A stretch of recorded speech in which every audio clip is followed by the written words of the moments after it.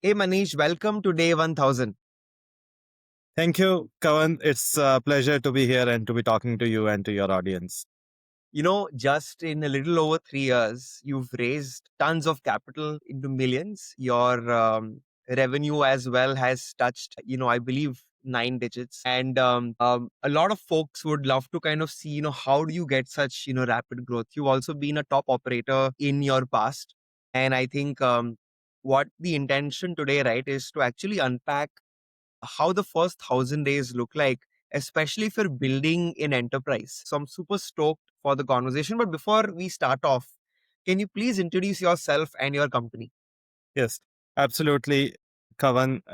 So I'm one of the two co-founders at Efficient Capital Labs. We provide non-dilutive capital to B2B SaaS and AI companies. We've been around for like 4 years. We are US headquartered business with approximately 25% of our people in the US, the rest in India, specifically in Bangalore. And we have, I think you mentioned that our revenue is nine figures, which, if I'm not mistaken, makes it $100 million. We are not there yet. We would want to go. We have certainly crossed eight digits, though. Yeah. So that's where we are. We have funded around 250 businesses so far. All of these are like B2B, SaaS, and AI businesses. Fantastic. So, let's get started with the very first part, right? Mhm. Generally, when you are starting a new company, especially in B2B and enterprise, Yes. the challenge you face is with a decision making committee. Unlike B2C, which is you yourself see something enticing and you feel like it could be worth a Yes. try, you have an impulse purchase. But in B2B, it's a team of people who decide, will this give me ROI at the end of the day? Right. Yes. So Yes. getting your customers without pedigree and traction is very hard. Yeah. So could you take us back to your initial days and tell us how you went about getting your first customers? Yes, yes, absolutely.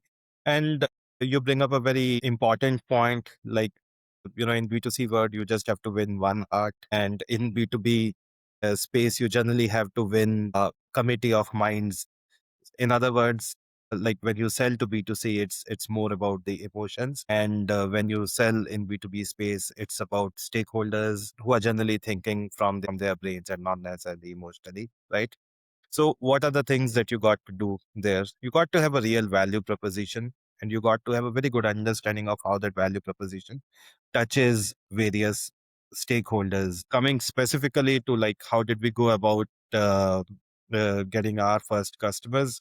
We operate focused on a particular segment, which is B2B SaaS. Now, the good thing about this segment is it's not that hard to find out people who operate in these businesses. Unlike, for example, if imagine if you were serving manufacturing businesses or oil and gas, you may not find those people on LinkedIn. You may not have many events which are focused on those people. For us, it's easy for us to locate our clients, right? It's a sort of very digitally savvy ICP that we have. Yeah, so it's easy for us to find.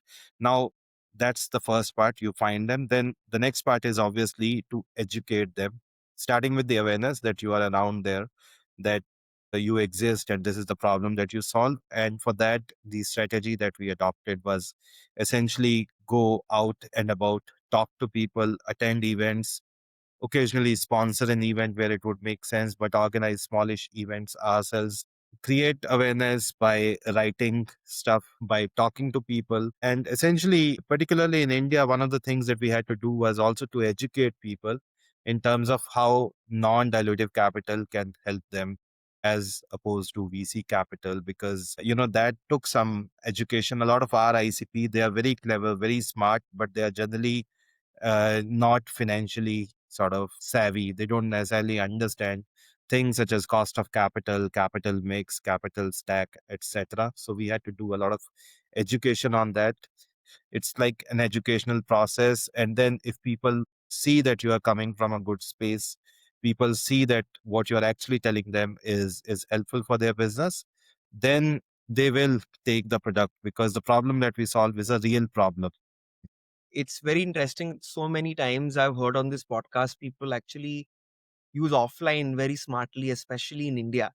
Hmm. I'll tell you the problem I generally, face when I'm trying to, let's say, start a company and do events which are my own, as you said, or attend Yes. somebody's event. There's Yes. no trackability, it feels so sometimes, right?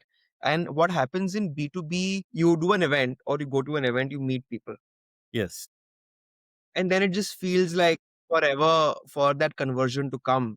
And Yes. then you are contemplating, should I take more energy out and do another event? Do I spend more Yes. money to another event to keep the previous conversions have not happened? And this is Yes. usually the tiff people have internally. Yes. Can you tell us a little bit about how you approached, Yes. fixing those things? Yeah. Yes. So that's a great question. I think a couple of things that any business needs to think before going, after events as a strategy. One, understand your stakeholders very well. Since we are in the business of providing capital, our stakeholders are largely CFO, the founders, and the CEO. Okay, so that's very well defined. As opposed to, imagine that if you were selling a SaaS software, that made your marketing function better, then CMO is your stakeholder. But CMO alone probably will not be able to make a decision. So somebody like a CTO could be your stakeholder, and then depending upon the amount that this entails, even a CFO or a CEO could be your stakeholder, especially if you are selling to sort of, smallish SME kind of segment and your product is expensive. Okay. So that's one thing to bear in mind. The other thing which is very important is how, what's the ticket size? Okay. What's the typical revenue that you are generating when you sell that product, right? So for us, for instance, our average sort of revenue from single transaction that we do is somewhere around $50,000.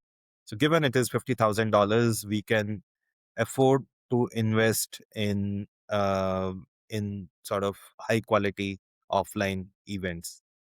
But not every business is a business like that, right? So that's the other thing to kind of think about. Okay, would events make sense for you? But since you also use the word offline, I just wanted to make a slightly nuanced point, because sometimes offline is equated with events. I'm a big believer in one-on-one meetings in case of B2B businesses. And one-on-one businesses don't, one-on-one, sorry, all you need to do is maybe just to fly, maybe, take an Uber, show up and be there. And like you said, the process requires patience. Absolutely. I think your average ticket size defines a lot of this. Yes.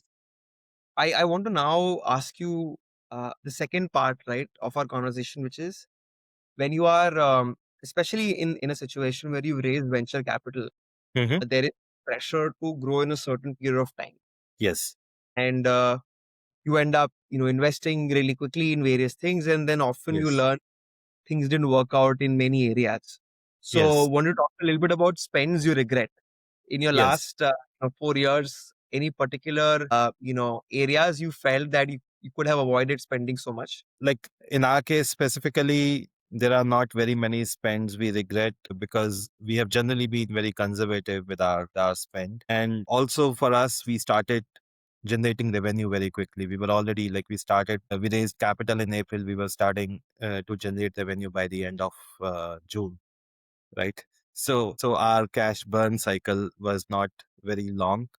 uh, can you be a little more efficient? Like, could we have been a little more efficient than we were? The answer is yes, right? But sometimes you kind of, take inefficiency as the cost of being fast. However, the other point that you raised, although it doesn't apply as much to us, but I still wanted to kind of talk about it, because I have seen that in my previous life as well as many other companies do it. Like when you raise funds from venture capital firms, there is pressure on you to kind of grow very fast, right? Now, what does that teach us, right? I mean, that teaches you that you shouldn't raise funds disproportionate to what your growth kind of curve could look like, right? I mean, of course, you want to have a margin of safety, but don't raise 100 million when you only have a plan for 10 million, right? So that's lesson number one that I wanted to kind of share with people. The other is, like, you don't need to raise venture capital for every kind of spend in your business. It's the kind of, earlier on I talked about the education that we have done for our founders. What are the things, that a typical business has where the return on that capital is known upfront? A lot of spends, people don't necessarily kind of think about it that way. I mean, your office space, right? I mean, your office space, you know what that office space is going to give you. Okay. It's not like a new product that you're building. You know exactly what you're getting. Your infra spend, your laptops, your HR, your a lot of functional spends also, your compliance spends, all of these things, they can be sort of incurred using non-dilutive capital. So I think one has to be very, very careful in terms of, the quantum of capital that one raises. And if there is some sort of good discernment there, then usually this problem doesn't happen. Fantastic. I think very new concept even to somebody like me, where I think I get what you are doing, but then when you kind of break it down, it makes so much sense that, if you're not, you should raise venture for growth, but there are very, very smarter ways to actually solve for cash flow. So next up, I wanted to kind of touch upon the last point now, Okay. which is you're acquiring customers, right? There are various channels in your Yes. mix. Yes. The hard part about this is you have to spend the money, fail, and learn on what Yes. channel actually works for you because they're very subjective to your business use case. Yes. Again, B2B, enterprise, mid market, hard to gauge what it is sometimes because there's so less literature about it. Could you Yes. tell us two things, right? One is which is the most underrated channel as per you of customer acquisition, and which is the most overrated channel? You can start with underrated. Yeah. In my judgment, I think what is most underrated is cold emails. And, uh, you just reach out to people. The assumption is like who reads emails. I think that's people who don't read your emails. Probably you don't want those customers because anyway, that what that means is like they don't care as much about like the information that is coming in. Spam is a real problem. Information overload is a real problem, but it's a job of a decision maker to read emails that come to him or her. If they are not doing it, they are probably anyway going to be a lousy customer for you. Okay. So try to get as many customers as possible using cold emails. It works. Manish, I want to follow up. How many emails do you send every month? Now, how many emails do I send every day? Now I don't send as many emails if I am being honest, but how many emails have I sent like when we started every day to all kinds of people, including to candidates who were like who we wanted to hire, like to people that you want to sort of vouch for you, to people, of all kinds, like probably 80, 90 emails a day, like I have easily sent. And the other thing, I think that people sort of like you send 90 emails in a day, and there are days when you get zero replies. There are days when you get zero good replies and two nasty replies. Okay. That's that's part of the game. But then there are days when you get one nice reply, and that's all, right? I mean, that is enough to kind of build on. And so I think this is the most underrated channel. Till today, we send so many emails. Yeah. Once in a blue moon, an enterprise would say yes, and they'll end up spending, a lot of money. So Yes. it's crazy. Like I've had CEOs of unicorns reply to me Yes. just, once in a blue moon. So it's Yes. always on and cheap to do today. Yes. The other good thing is like people who actually reply to cold emails are generally very high quality sort of Mm. people, high quality businesses, because that actually it's a very good sign of how much invested that person, that stakeholder is in the business, that they still reply to your business. So I'm a big fan of people who take time to respond to you cold email, right? So that's one. Now I think coming to what's most overrated channel, in my opinion, I wouldn't call it a channel per se, but I think the thing that sometimes is a little bit overrated is particularly in B2B space, this thing called as connection. Okay, which kind of is related to what we talked about, because you will see a lot of people saying that, oh, I am very well connected, I'll introduce you to this person, that person. And usually these are like charlatans, like who's because each connection has a context, right? It's not like you may know that person in a different context. First of all, the connections that you have with someone may not necessarily translate to another person making a connection with this particular firm or business. The other thing is, like, imagine that you are really well connected. Okay. Now, what you do is you actually sell these connections to other people. What will be the natural outcome of it? That you will not remain well connected any longer. Okay. Because there's only so much equity that you can burn with people. Like, you can't go and use your connections indiscriminately. So, generally, people who do that, who tell that, okay, they are very well connected, they'll do this, they'll do that for you, like be very wary of that. So it's not a channel per se, but it does I'll happen put very that often. channel as I think B2B consultants as a So there are consultants and consultants, like, I mean, depends what they are consulting on. But yes, if the consulting is quote unquote connection sharing, then yes, yeah. you Yeah. know, I agree with you. A lot of them do come up as, sales consultants, people Yes, who give you MQLs and yes, leads, who may not necessarily understand the category at all. yes. So awesome. I think that wraps up all the three questions. Thank you so much for, all the answers. As a parting thought, I'd love for you to answer. I think the most important part, right, is getting through the first 1,000 days. Many startups fail every day, unfortunately, because they're not really able to kind of get through those first 1,000 days.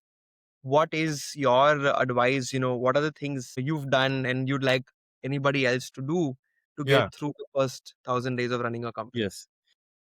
So I'll answer that, but before that, like, there is nothing fundamentally wrong. Like, if you decide to not, finish 1,000 days, because Mhm. one of the things in business is like one shouldn't be too emotional. So think of it as you should be able to make a hard nosed business decision. So imagine that you started something and you figured out for whatever reason that you don't want to carry on with it. There's no obligation on you that you Yeah. have to continue for 1,000 days, because there's no guarantee that, okay, just because you persevered, something will actually, fructify and you will have the benefits of your labor. Okay. So that's point number one. So there's nothing wrong with kind of, sort of being honest with yourself. Now, the second thing is like, okay, what does it take? I think first 1,000 days take a lot of grit, a lot of perseverance, thick skin, people telling you no, people thinking you are a bit of an idiot, like for doing, or at least an oddball if they are being charitable to you. Then it does take shrewd decision making, which is another way to say like very sort of efficient capital deployment. Yeah.